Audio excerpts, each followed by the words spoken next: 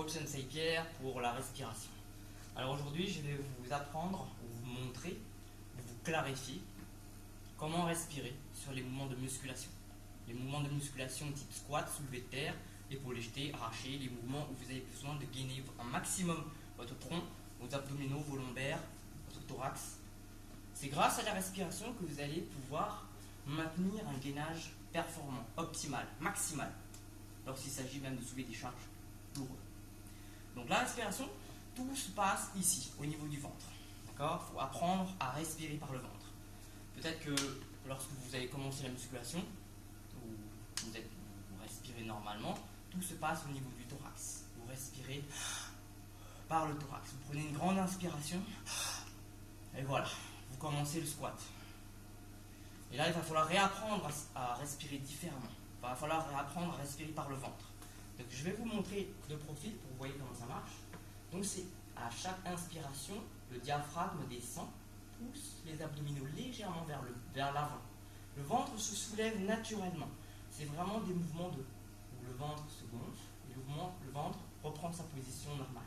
Je vous montre ici de profil, je respire normalement, sans forcément chercher à pousser les abdominaux vers l'avant.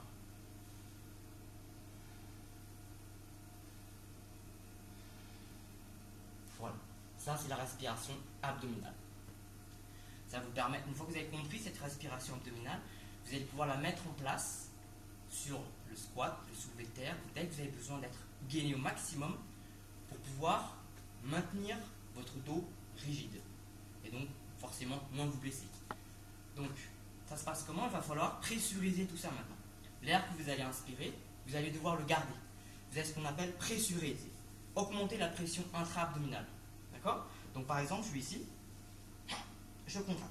L'idée, lorsque je transmets, j'essaie d'apprendre cette respiration aux gens que j'entraîne, je leur dis, voilà, comment vous faites lorsque vous encaissez un coup ? Je viens, par exemple, la personne est devant moi, je dis, voilà, je vais venir te frapper. Comment est-ce que tu vas encaisser le coup ? Naturellement, qu'est-ce qu'il fait ? Il va contracter. Naturellement, il va tout serrer. Ici, ici, ici. Pressurisez les abdominaux, pressurisez ici votre ceinture abdominale. Là, ici, là, les obliques. Tout doit être en place et on bloque la respiration. Lorsque je faisais les arts martiaux à l'époque, je voyais les moines Shaolin s'entraîner à la respiration et je les voyais faire les épreuves de casse. Naturellement, je les voyais respirer, faire leur méditation, leur rituel.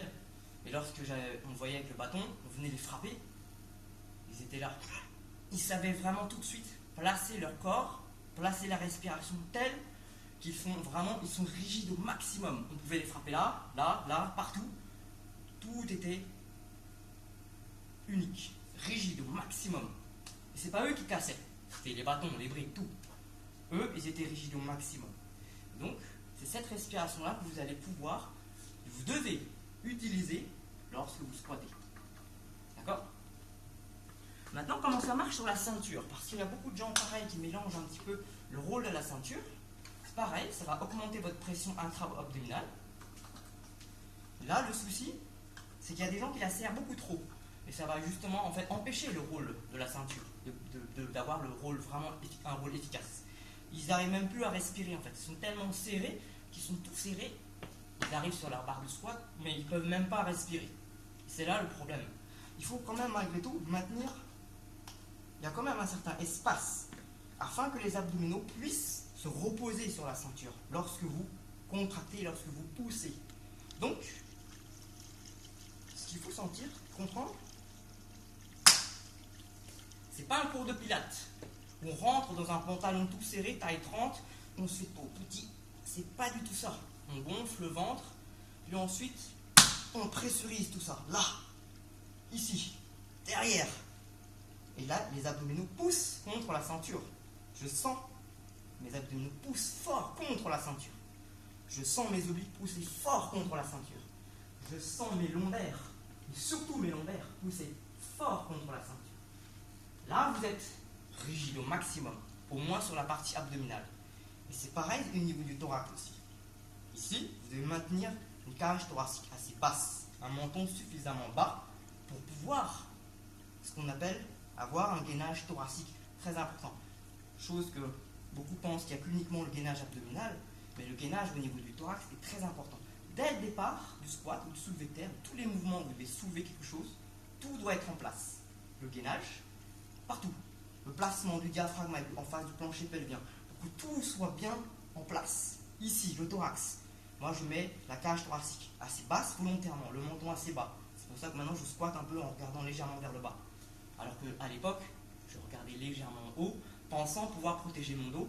J'étais en légère hyper-extension, pensant protéger mon dos, pensant être assez fort pour lutter contre les charges lourdes sur mes épaules afin de ne pas pouvoir m'affaisser. C'était à tort. Donc, lorsque j'ai changé la méthode, ma technique, j'ai tout de suite été plus solide, plus gainé. Et ensuite, dès qu'on est plus solide sur les barres, là on va pouvoir pousser contre les barres, chercher les barres, ne pas avoir peur des barres qui vous écrasent, parce que vous êtes rigide au maximum. Vous allez gainer ici, là, partout. Donc ceux qui squattent légèrement comme ça, avec surtout on voit les conseils, ce qu'on peut voir souvent, redresser la poitrine, redresse la poitrine, bombe le torse, chest up, tous ces conseils où on a tendance à être comme ça. Moi je vous propose, je conseille, je trouve que c'est pas forcément un bon conseil, et je vais plutôt dire, voilà, cherchez à être plus compact, plus rigide. C'est un peu le même principe lorsque vous tombez par exemple, naturellement vous mettez un petit peu en boule. C'est un peu cette idée-là. Lorsque par exemple, je suis là ici, et quelqu'un vient me frapper, comment je vais être?